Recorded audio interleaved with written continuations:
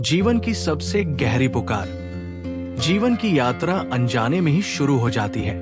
कोई भी हमसे ये नहीं पूछता कि क्या हम इस यात्रा के लिए तैयार हैं या क्या हम इसकी शर्तों को स्वीकार करते हैं। जैसे ही हम जन्म लेते हैं, समाज अपने नियमों, अपनी अपेक्षाओं और अपनी इच्छाओं का बोझ हमारे नन्हे कंधों पर डाल देता है। हम अभी अपने चारों ओर की दुनिया को देखना भी ठीक से नहीं सीखते कि हमारे भीतर ये बीज बो दिया जाता है कि तुम्हें किसी के द्वारा अच्छा कहा जाना है, तुम्हें किसी की कसौटी पर खरा उतरना है। धीरे धीरे ये बीज बढ़ता है और हमारी मासूम आत्मा को जकड़ने लगता है। हमें सिखाया जाता है कि तुम्हारी मुस्कान तभी मूल्यवान है जब कोई और उसे देखकर प्रसन्न हो। तुम्हारी सफलता तभी सार्थक है जब दुनिया उसे स्वीकार करे। तुम्हारा अस्तित्व तभी मायने रखता है जब कोई तुम्हारी सराहना करे। बचपन में हम इस सत्य को समझ नहीं पाते। हम हर तारीफ पर मुस्कुराते हैं और हर आलोचना पर रोते हैं। लेकिन धीरे धीरे जैसे जैसे वर्षों का भार बढ़ता है, हमारे भीतर एक थकान गहराने लगती है। एक अनकही थकान जो पूछती है, आखिर किसके लिए ये सब? समाज के हर मोड़ पर एक नया नियम, एक नई अपेक्षा हमारा इंतजार करती है। यदि हम माता पिता के आदर्शों पर खरे उतरते हैं तो शिक्षकों की आकांक्षाएं सामने आ जाती हैं। यदि हम मित्रों की उम्मीदें पूरी करते हैं तो कार्यस्थल की मांगें आ खड़ी होती हैं। हर जगह हमें साबित करना पड़ता है कि हम योग्य हैं, प्रशंसनीय हैं, आदर्श हैं। और इस निरंतर प्रयास में हम धीरे धीरे खुद से दूर होते जाते हैं। हमारी हंसी यांत्रिक हो जाती है, हमारी आंखों की चमक फीकी पड़ जाती है, हमारा दिल भारी रहने लगता है। कभी कभी रातों को जागते हुए या किसी व्यस्त दिन के बीच अचानक एक चुभती हुई सोच भीतर से उठती है। क्या मैं सच में जी रहा हूं या केवल अभिनय कर रहा हूं? क्या मैं सचमुच खुश हूं या केवल दूसरों को खुश दिखने का नाटक कर रहा हूं? इसी जीवन की आपाधापी में किसी क्षण जब आत्मा बहुत थक जाती है, तब एक गहरी पुकार उठती है। ये पुकार भीड़ भाड़ से नहीं आती, नहीं किसी प्रेरक भाषण से। ये पुकार भीतर के सूनेपन से जन्म लेती है। वो कहती है, अब बहुत हुआ, अब सबको खुश करने की कोशिश मत कर। अब किसी को नहीं, बस अपने भगवान को खुश करने का संकल्प ले। इस क्षण में एक साधु हमारे भीतर जागता है जो कहता है कि अब मुझे संसार की मान्यताओं से परे जाकर उस एक के चरणों में अपना सब कुछ अर्पित करना है जिसने मुझे बिना शर्त स्वीकारा है। मेरा भगवान। उस पल से जीवन का मार्ग बदलने लगता है। जब हम साधु के पास बैठते हैं, जब हम वृक्षों के नीचे उसकी वाणी को सुनते हैं, तो वो हमें शब्दों से नहीं, अपनी उपस्थिति से शिक्षा देता है। उसकी शांति, उसकी निर्मलता, उसकी निश्चल दृष्टि हमें दिखाती है कि जीवन का सबसे बड़ा सुख प्रशंसा में नहीं, निंदा से बचने में नहीं, बल्कि उस एक की प्रसन्नता में है जो हमारे सबसे निकट है, हमारे भगवान। साधु हमें ये नहीं सिखाता कि कैसे समाज से भागो या कैसे स्वयं को श्रेष्ठ सिद्ध करो। वो बस एक सरल सत्य बताता है, जब तुम्हारा प्रत्येक कार्य, प्रत्येक भावना, प्रत्येक विचार केवल अपने भगवान को समर्पित होगा, तो तुम्हें किसी और से कोई अपेक्षा नहीं रह जाएगी।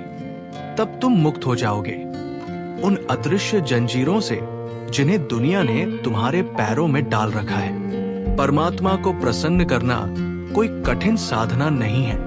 उसे न महंगे दान चाहिए, न दिखावे की भव्य पूजा।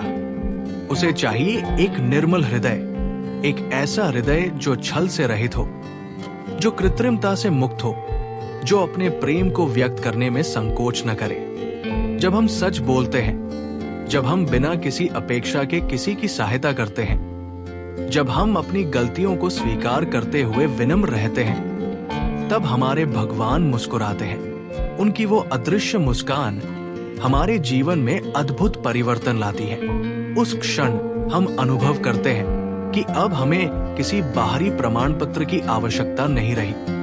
अब हमारे अस्तित्व का प्रमाण स्वयं भगवान की प्रसन्नता बन गई है। जैसे जैसे हम इस साधना में गहराते हैं, हम पाते हैं कि हमारे भीतर एक अलौकिक शांति उतरने लगी है।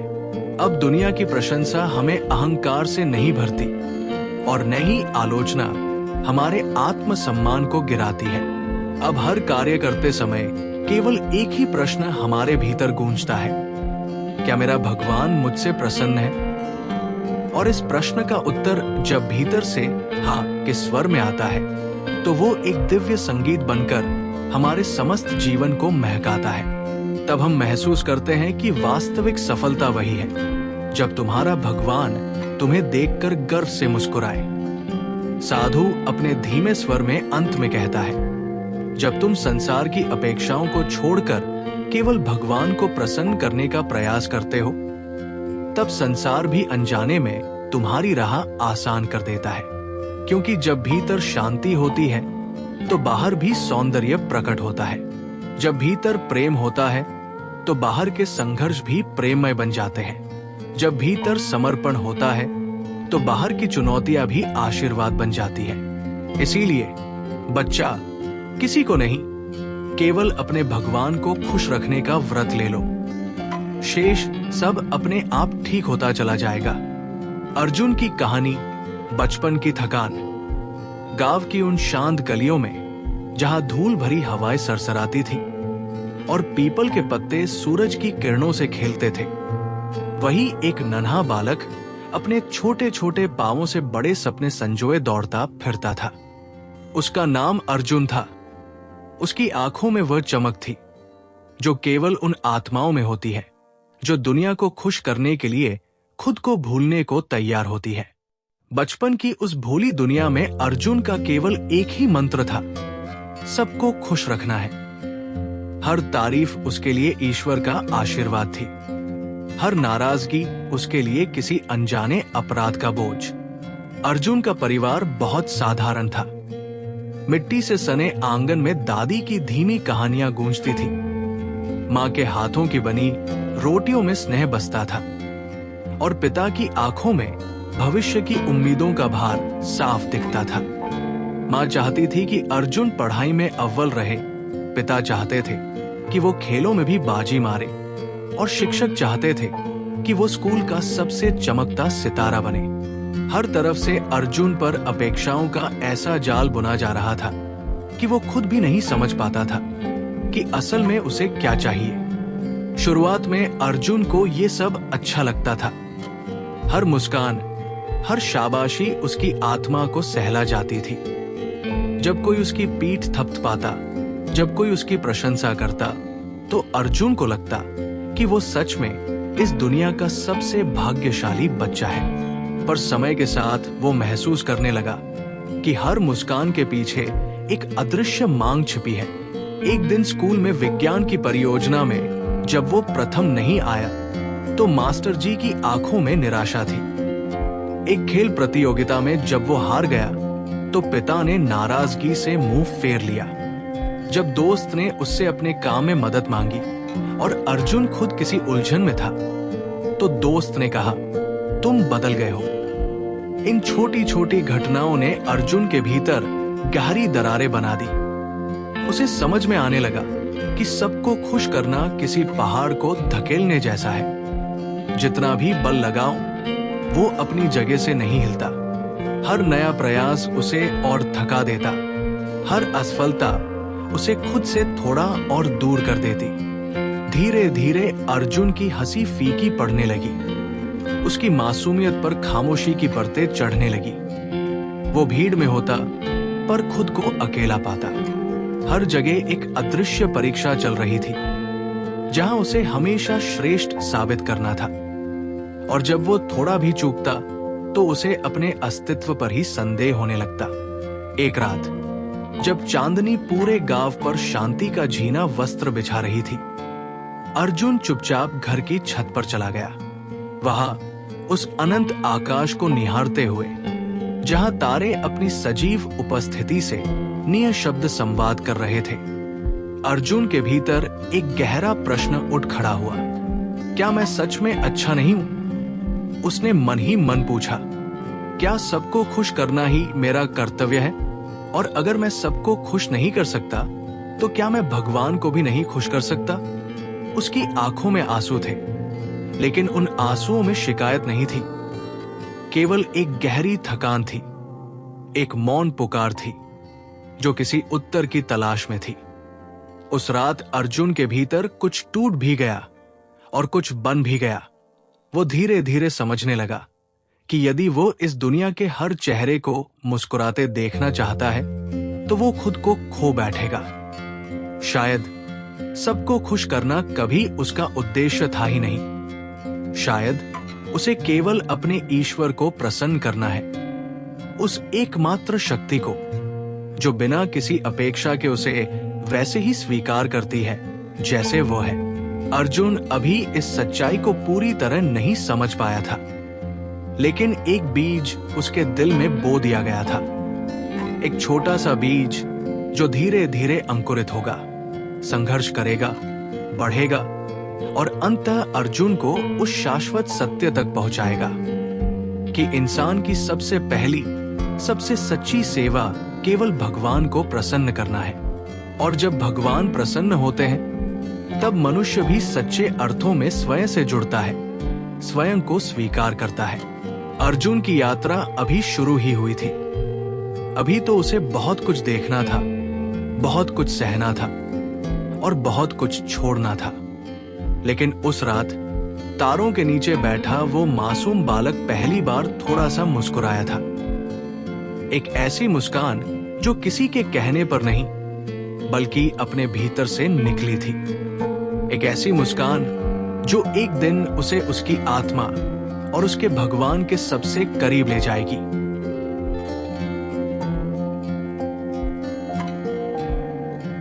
भीतर की पुकार, पहली आध्यात्मिक जागृति। दिन ढल रहा था, आसमान में सुरमई रंग घुलने लगे थे। अर्जुन अपने भीतर किसी अनकही बेचैनी के साथ गांव के बाहर निकल आया था। रास्तों पर चलते हुए उसके कदम भारी हो रहे थे, जैसे हर उठाया गया कदम उसे अपनी ही थकान का बोध करा रहा हो। उसने जीवन में कई बार कोशिश की थी, सबको खुश करने की, हर उम्मीद को पूरा करने की, लेकिन अब उसका मन एक गहरे खालीपन में डूबने लगा था। एक अजीब सी टीस, एक असमंजस उसे अंदर ही अंदर खाए जा रहा था, जिसे वो किसी से कह नहीं पा रहा था। इसी भटकते हुए अर्जुन की मुलाकात उस दिन एक साधु से हुई। गांव से कुछ दूर एक पुराना बटवृक्ष था, जिसकी घनी छाव तले एक वृद्ध संत तपस्वी मुद्रा में बैठे थे। उनके वस्त्र साधारण थे, लेकिन उनके चेहरे पर गहरी चमक थी, जैसे कोई बहुत भीतर तक शांत हो चुका हो।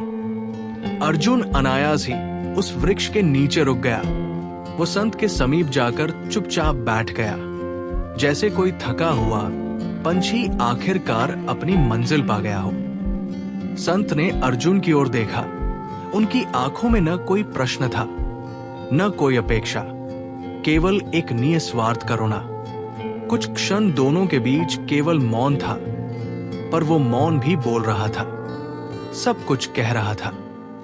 फिर बड़े सहज स्वर में संत ने कहा, बेटा, जीवन की सबसे बड़ी थकान तब होती है जब हम सबको प्रसन्न करने का प्रयास करते हैं। लेकिन जान ले, ये संसार तृप्त नहीं हो सकता। यहां हर किसी की अपेक्षा अलग है, हर किसी की दृष्टि अलग है। यदि तू सबको प्रसन्न करने निकला तो अंततः खुद को खो देगा। इसलिए एक ही लक्ष्य बना, किसी और को नहीं, केवल अपने भगवान को प्रसन्न करना। ये शब्द अर्जुन के दिल के भीतर कहीं गहरे जाकर गूंजने लगे। ऐसा लगा मानो बरसों से जमी धूल अचानक किसी झोंके से उड़ गई हो और भीतर कुछ स्पष्ट दिखने लगा हो। उसे एहसास हुआ कि उसने जीवन भर दूसरों की नजरों में अच्छा बनने की कोशिश की थी, लेकिन इस प्रयास ने उसे केवल खालीपन दिया था। संत के सरल वचन उसे भीतर तक छू गए। कोई जटिल प्रवचन नहीं, कोई दिखावटी ज्ञान नहीं, केवल एक सीधी और निर्मल बात जो आत्मा तक उतर गई। उस क्षण अर्जुन के भीतर एक छोटा सा दीपक जल उठा। उसे पहली बार एहसास हुआ कि जीवन का वास्तविक उद्देश्य दूसरों की प्रशंसा या आलोचना के बीच भटकना नहीं है। जीवन का सार उस प्रेम में है जो केवल भगवान को समर्पित हो, निस्वार्थ, निश्चल और पूर्ण। उसी पल अर्जुन ने एक मौन प्रतिज्ञा की। अब से वो हर कर्म, हर विचार, हर प्रयास केवल भगवान की प्रसन्नता के लिए करेगा। चाहे दुनिया कुछ भी कहे, चाहे कोई सराहे या उपेक्षा करे। धीरे धीरे अर्जुन के भीतर की बेचैनी एक अदृश्य शांति में बदलने लगी थी। जैसे किसी गहरी झील का अशांत जल अचानक थम जाए और उसमें आकाश साफ दिखने लगे। वो हल्का महसूस कर रहा था, जैसे वर्षों का बोझ उसके कंधों से उतर गया हो। अब वो बाहर के संसार में नहीं, भीतर की यात्रा पर था।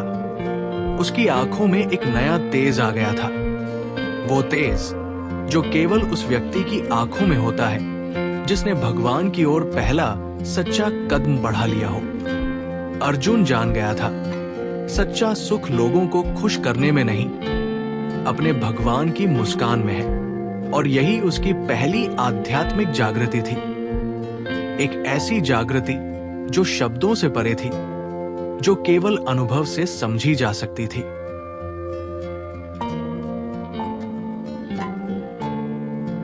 कठिनाइयां और धैर्य की परीक्षा, अर्जुन का नया जीवन मार्ग। अर्जुन ने अपनी आत्मिक यात्रा की शुरुआत तो कर ली थी, लेकिन अब उसे एक नई चुनौती का सामना करना था। पहले तो उसने भगवान के प्रति अपने समर्पण का वचन लिया था, लेकिन ये यात्रा केवल आंतरिक शांति तक सीमित नहीं रह सकती थी। जीवन में बदलाव लाने के लिए उसे अपने आसपास के संसार से भी संघर्ष करना था। उस दिन जब उसने घर वापस लौटने का निर्णय लिया, तो उसके मन में ये सवाल था कि क्या उसके परिवार और दोस्तों के साथ उसका संबंध वही रहेगा? क्या वे उसे समझ पाएंगे? अर्जुन की घर वापसी एक चुनौती बन चुकी थी। वो अपनी नई मानसिकता और जीवन के नए दृष्टिकोण के साथ घर आया था। पुराने दिन जब वो समाज की उम्मीदों को पूरा करने की दौड़ में था, अब कहीं पीछे छूट गए थे। वो अब केवल भगवान की प्रसन्नता के लिए जीने का संकल्प कर चुका था। उसका मार्ग अब भिन्न था, और यही भिन्नता उसके जीवन को कठिनाइयों से भरने जा रही थी। वो घर पहुंचा तो मां बाप के चेहरे पर एक अजीब सा मिश्रित भाव था। वे उसकी सफलता और संघर्षों से जुड़े सवालों में उलझे हुए थे। उसके मन में ख्याल आया कि क्या वे उसकी इस आध्यात्मिक यात्रा को समझ पाएंगे या वे उसे असफल मानेंगे। समाज का विरोध, परिवार और मित्रों की उपेक्षा। समाज और परिवार से मिली ये उपेक्षा अर्जुन के लिए कठिन थी। वो हमेशा दूसरों की उम्मीदों को पूरा करने की कोशिश करता था, लेकिन अब जब उसने खुद के लिए जीने का निर्णय लिया, तो ये नया रास्ता उसे सबसे कठिन साबित हो रहा था। उसके दोस्त, जिनके साथ वो बचपन में हंसी खुशी के पल बिताता था, अब उसे अवास्तविक और अलोकप्रिय समझते थे। वे उसे ये समझाने की कोशिश कर रहे थे कि भगवान की भक्ति से काम नहीं चलता और दुनिया की चुनौतियों का सामना करना ज्यादा जरूरी है। अर्जुन के भीतर एक भारी शांति थी, लेकिन उसे इस शांति को बनाए रखना मुश्किल हो रहा था। उसके पुराने दोस्त अब उससे दूरी बना चुके थे। उसकी माँ और पिता ने भी उसकी नई जीवन शैली को लेकर प्रश्न उठाए। उसकी माँ अक्सर कहती, तू भगवान की भक्ति कर, लेकिन इस दुनिया में तो तुझे जीना है, तुझे दुनिया का सामना भी करना होगा।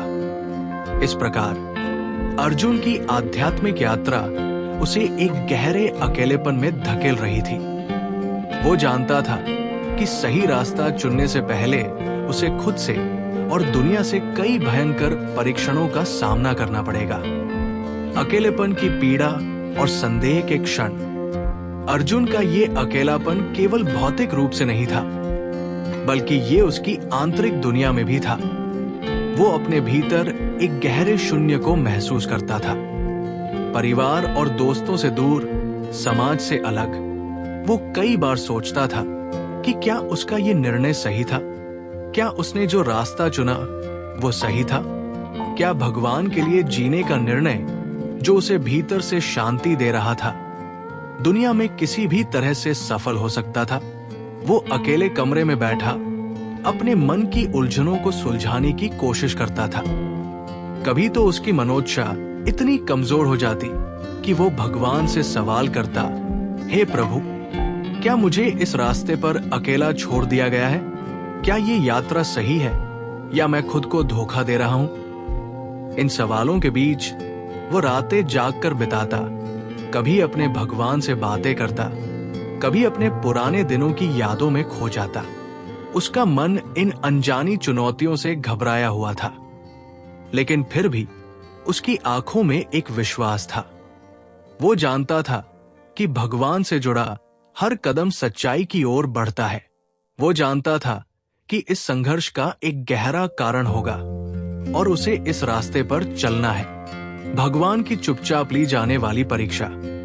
अर्जुन की यात्रा में अब एक नया मोड़ आया। ये मोड़ भगवान के द्वारा ली जाने वाली चुपचाप परीक्षा का था।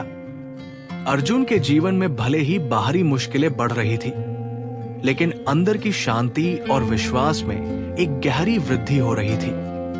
उसने महसूस किया कि भगवान ने उसकी परीक्षा ली थी, लेकिन इस परीक्षा में कोई शब्द नहीं थे, कोई दिशा नहीं थी। केवल चुपचाप और बिना किसी संकेत के वो उसे सीखने का मौका दे रहे थे। एक रात अर्जुन की आंखों में एक अजीब सी चमक आई। उसने महसूस किया कि असल में भगवान ने उसे केवल उसकी असल स्थिति से अवगत करवा दिया था। दुनिया और समाज से जो उसका संघर्ष था, वो असल में एक आध्यात्मिक परीक्षा थी जो भगवान ने उसे अपने भीतर के सत्य को जानने के लिए दी थी। तू दुनिया से डरता है क्योंकि तू इसे अपने लिए समझता है, लेकिन जब तू भगवान को अपने भीतर समझेगा तब तुझे ये संसार सहज लगेगा। वो संत की कही हुई बातें याद कर रहा था।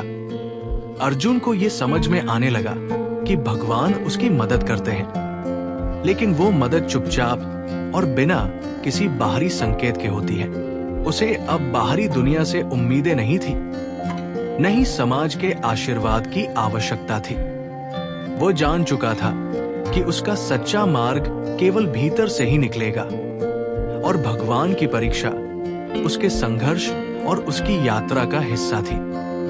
ये कहानी हमें ये सिखाती है कि आध्यात्मिक यात्रा अकेलेपन और संघर्ष से भरी हो सकती है, लेकिन जब हम अपनी आंतरिक शांति की ओर बढ़ते हैं तब भगवान का मार्गदर्शन धीरे धीरे हमें दिखाई देता है।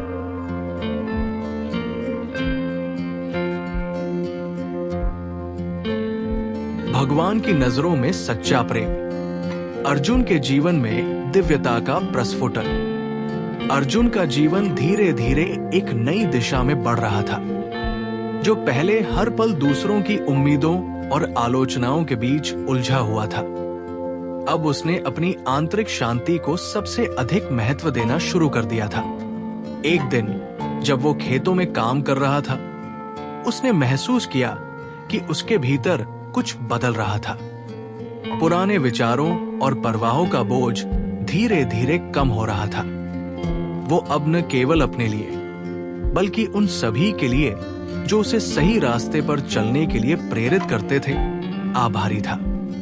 एक ऐसा आभास जो उसके हृदय को और भी निर्मल बना रहा था, दिव्यता का प्रतीक बन चुका था।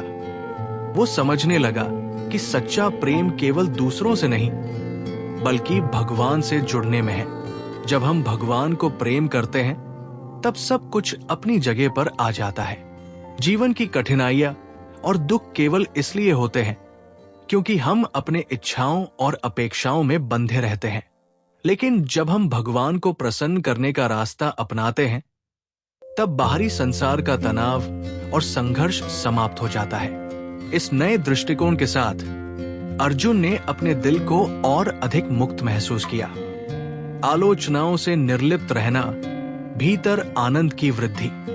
समाज की आलोचनाएं और परिवार के ताने अब अर्जुन को परेशान नहीं करते थे। वो अब जानता था कि जब आप अपने भीतर की आवाज को सुनते हैं और भगवान के मार्ग पर चलते हैं तो बाहरी संसार की कोई भी आलोचना उसे हिला नहीं सकती।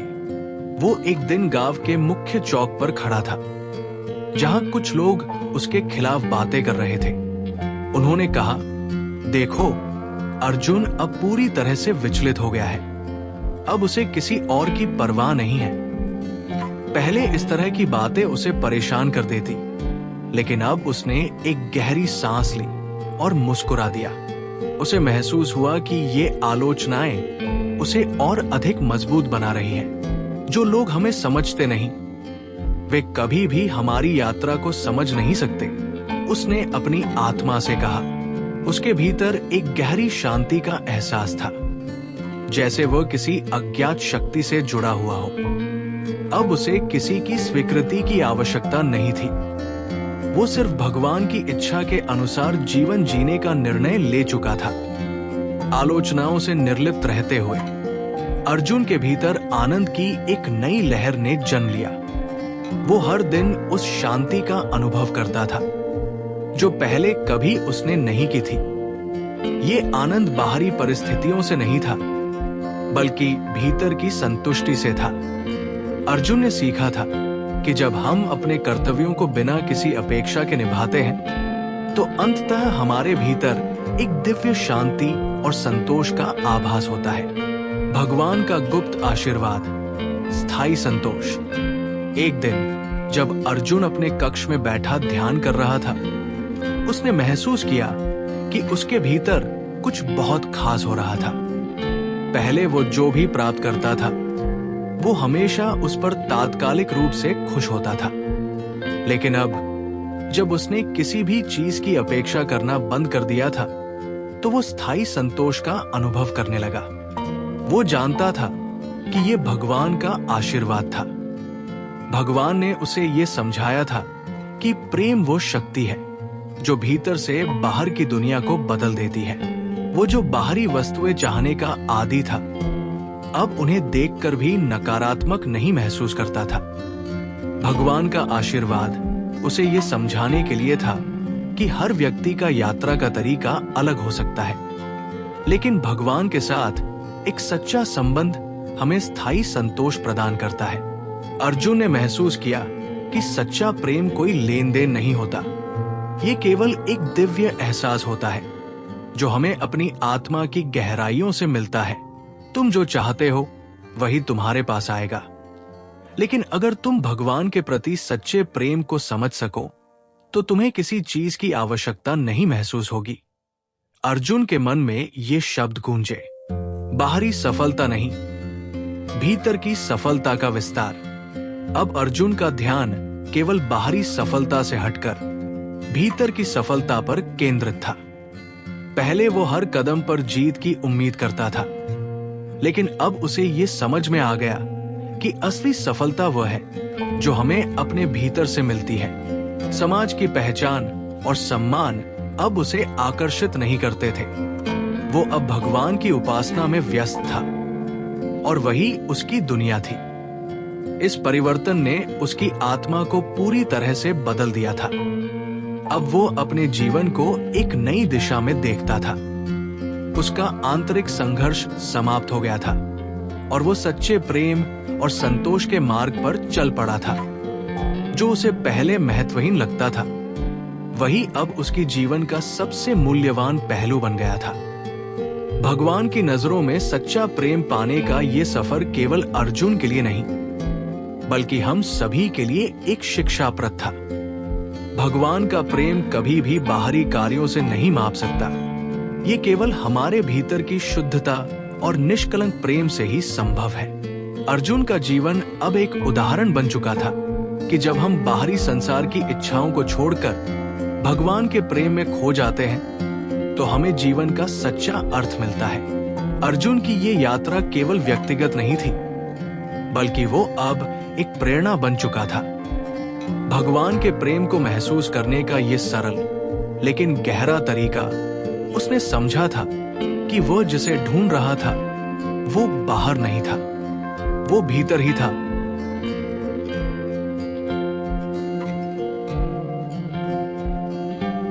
जीवन का अंतिम सार, एक सच्चे साधक की विजय। अर्जुन अब वृद्धावस्था में प्रवेश कर चुका था। उसके चेहरे पर समय के निशान थे, लेकिन उसकी आंखों में वही गहरी शांति और आनंद था जो उसने एक समय में आत्मखोज की यात्रा के आरंभ में पाई थी। जीवन के हर क्षेत्र से थक चुके वो अब केवल भगवान के ध्यान में ही अपना वास्तविक सुख खोजता था। उसका मन, जो पहले बाहरी सफलता की ओर दौड़ता था, अब प्रभु की कृपा और ध्यान में बसा था। अर्जुन के जीवन की यात्रा एक साधक की यात्रा बन चुकी थी, जहां उसकी आत्मा अब केवल भगवान की स्मृति में बसी हुई थी। उसकी ये स्थिरता, ये आनंद, ये शांति केवल बाहरी परिस्थितियों से नहीं, बल्कि भगवान के साथ गहरे संबंध और ध्यान से आई थी। वो जानता था कि अंततः यही जीवन का वास्तविक उद्देश्य है और किसी को नहीं, बस अपने भगवान को खुश रखना है। अर्जुन का वृद्धावस्था में भी स्थिर और आनंदमय रहना। अर्जुन अब एक साधु के रूप में गांव के बाहर एक छोटी सी कुटिया में रहता था। यहां उसे किसी बाहरी पहचान या यश की आवश्यकता नहीं थी। उसकी त्वचा पर उम्र के निशान थे, लेकिन उसकी आंखों में वही चमक थी जो पहले किसी जवान योद्धा में हुआ करती थी। एक सुबह वो एक बांस की छड़ी के सहारे धीरे धीरे अपने मंदिर में आया। उसका चेहरा शांति से भरा हुआ था। उसकी शांति का कारण उसकी यात्रा थी, एक ऐसी यात्रा जिसमें उसने संसार की सभी इच्छाओं को त्याग दिया था और भगवान के प्रेम में पूर्णतः समर्पित हो गया था। वृद्धावस्था ने उसकी शारीरिक स्थिति को प्रभावित किया था, लेकिन उसकी आत्मा पूरी तरह से स्वस्थ और आनंदित थी। अब उसका जीवन बहुत सरल हो गया था। वो केवल अपने प्रबुद्ध विचारों में प्रभु के ध्यान में खो जाता था। उसके लिए कोई बाहरी दबाव, समाज की अपेक्षाएं या नाम और यश की कोई आवश्यकता नहीं थी। वो जानता था कि जीवन का वास्तविक अर्थ सिर्फ और सिर्फ भगवान के साथ समर्पण में है। अर्जुन का जीवन संदेश, और किसी को नहीं, बस अपने भगवान को खुश रखना है। अर्जुन ने अपनी पूरी यात्रा में यही समझा था कि संसार में किसी से कुछ अपेक्षाएं रखना व्यर्थ है। मनुष्य जब तक बाहरी दुनिया की बातों, संबंधों और यश के पीछे भागता रहता है, तब तक वो खुद को खो देता है। लेकिन जब वो पूरी तरह से अपने भगवान के प्रेम में खो जाता है, तो उसे कोई भी बाहरी असफलता या आलोचना दुख नहीं पहुंचाती। उसकी आत्मा केवल एक लक्ष्य की ओर दौड़ती है, और वो है भगवान की प्रसन्नता। एक दिन गांव के कुछ लोग अर्जुन के पास आए और उन्होंने पूछा, तुम अब वृद्ध हो गए हो, तुम्हारा जीवन इतना साधारण क्यों है? तुम्हें और क्या चाहिए? अर्जुन हंसते हुए बोले, कुछ भी नहीं चाहिए, भगवान खुश रहें, बस यही मेरी साधना का फल है। जीवन का असली सार यही है कि हम केवल भगवान को खुश रखें। कोई नाम, कोई यश, कोई सम्मान, इनकी कोई आवश्यकता नहीं। यहाँ अर्जुन ने अपनी सच्ची सीख दी। हम जीवन में जितनी बार भी दूसरों की अपेक्षाओं को पूरा करने की कोशिश करते हैं, उतनी ही बार हम अपने वास्तविक उद्देश्य से दूर होते जाते हैं। लेकिन जब हम खुद को भगवान की श्रद्धा में समर्पित कर देते हैं, तो हम अपनी आत्मा के सबसे गहरे सत्य को महसूस करते हैं। कोई नाम, कोई यश नहीं, सिर्फ प्रभु की स्मृति में बसी आत्मा। अर्जुन के जीवन में सबसे बड़ी उपलब्धि यह थी कि उसने भगवान के साथ अपने संबंध को सबसे ऊपर रखा। उसका जीवन अब बाहरी दुनिया की आदर्शों से मुक्त हो चुका था। वो किसी से भी सम्मान या प्रसिद्धि की इच्छा नहीं करता था। उसकी आत्मा अब भगवान के ध्यान में ही बसी हुई थी। वो दिन प्रतिदिन अपनी साधना में व्यस्त रहता, लेकिन न तो किसी से अपने बारे में बात करता, न ही कोई अहंकार दिखाता। उसने ये सीख लिया था कि वास्तविक सुख बाहरी वस्तुओं या समाज की स्वीकृति में नहीं है, बल्कि भगवान के नाम में है। किसी से भी नाम और यश की चाहत छोड़ दी थी। वो केवल भगवान के प्रति अपनी समर्पण भावना से संतुष्ट था। जैसे ही दिन ढलता, अर्जुन अपनी कुटिया में बैठता और भगवान के नाम का जाप करता। उसे अब किसी बाहरी चीज से कोई फर्क नहीं पड़ता था। उसकी आत्मा भगवान के प्रेम में डूब चुकी थी। साधु का भावनात्मक और प्रेरणादायक उपसंहार। अर्जुन के जीवन की यात्रा का ये क्षण एक साधक की पूरी कहानी का सार था। उसकी यात्रा का उद्देश्य नहीं था कि वो समाज में सबसे बड़ा हो या उसकी कोई पहचान हो। उसका असली उद्देश्य था आत्मा का शुद्धिकरण, भगवान के साथ उसकी एकता। और इस उद्देश्य को प्राप्त करने के बाद वो पूरी तरह से शांति और संतोष से भरा हुआ था। अर्जुन ने अपने जीवन के अंतिम समय में यही संदेश दिया, भगवान से जोड़ो, भगवान को जानो, और फिर तुम्हारी आत्मा कभी किसी भी बाहरी चक्कर में नहीं फंसेगी।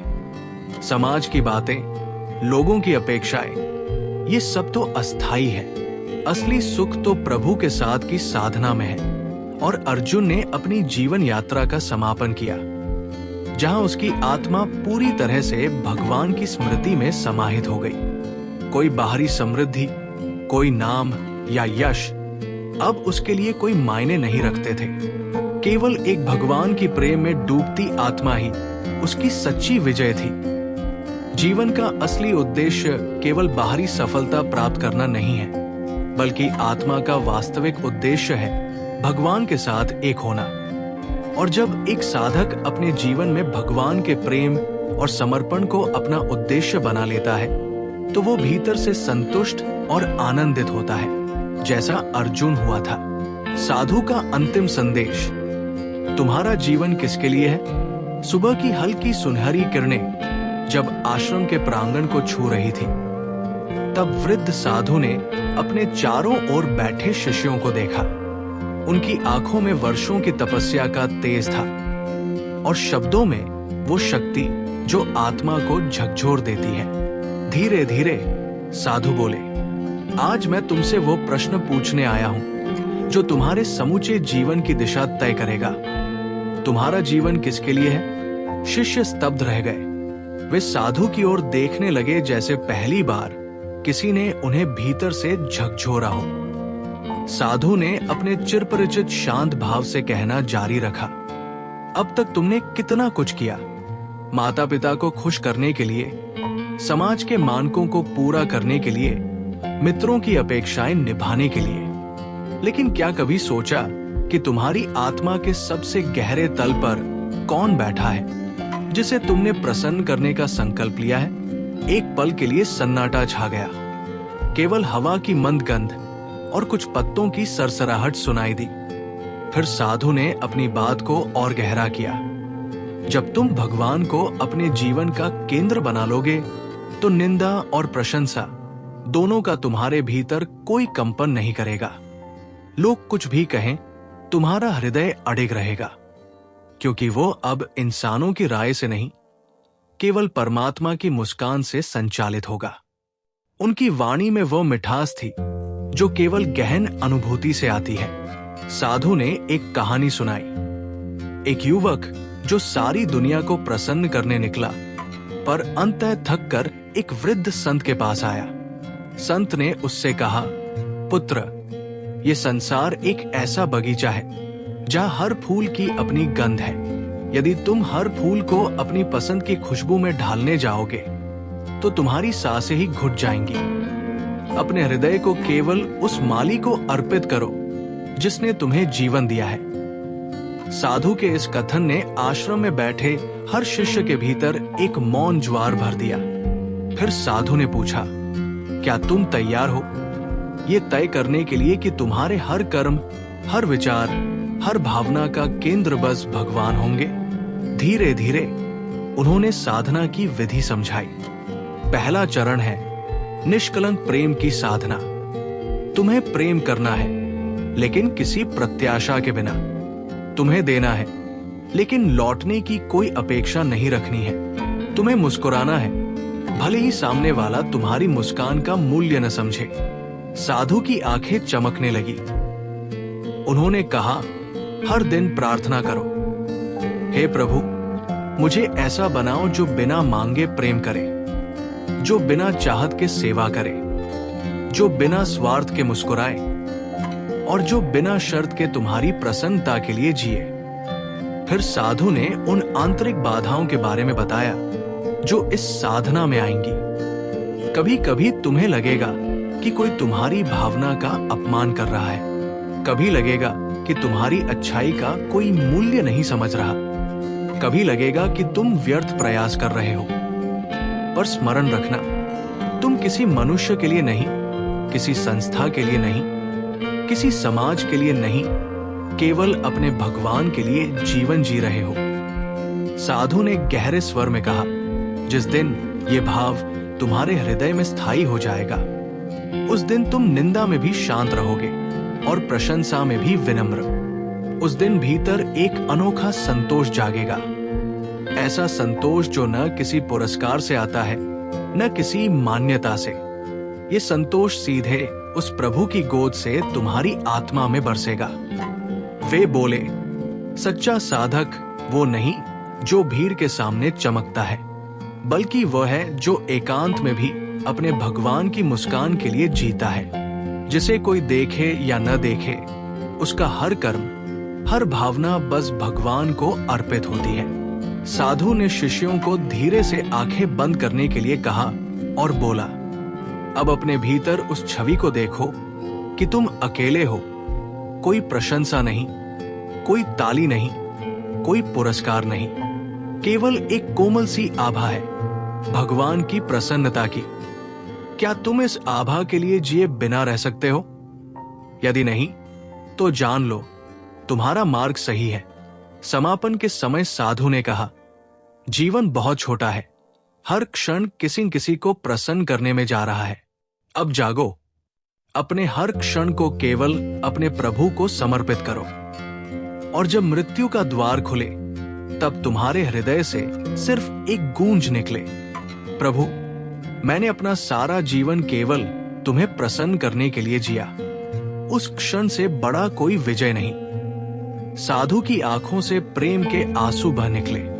उन्होंने अपने दोनों हाथ आशीर्वाद में उठाए और पूरे आश्रम में एक दिव्य ऊर्जा का संचार हो गया। शिष्य निःशब्द बैठे रहे, लेकिन उनके भीतर एक व्रत जन्म ले चुका था। अब से उनका जीवन किसी और के लिए नहीं, सिर्फ अपने भगवान के लिए होगा। धीरे धीरे सूरज ढलने लगा, आकाश में सुनहरी लालिमा फैल गई। आश्रम के प्रांगण में मौन और प्रभु भावना की दिव्यता गूंज उठी। एक नई यात्रा आरंभ हो चुकी थी, भीतर की यात्रा, परम शांति की ओर। यदि इस यात्रा ने आपके दिल को छुआ हो, तो इस संदेश को उन सभी तक पहुंचाइए जो भीतर शांति और सच्चे प्रेम की तलाश में है। वीडियो को लाइक करें, चैनल पीस विद योरसेल्फ को सब्सक्राइब करें। नीचे कमेंट करके बताइए, आपने आज अपने भीतर क्या महसूस किया?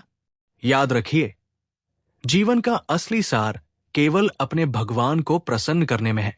हम फिर मिलेंगे एक नई शांति भरी यात्रा पर। जय श्री हरि।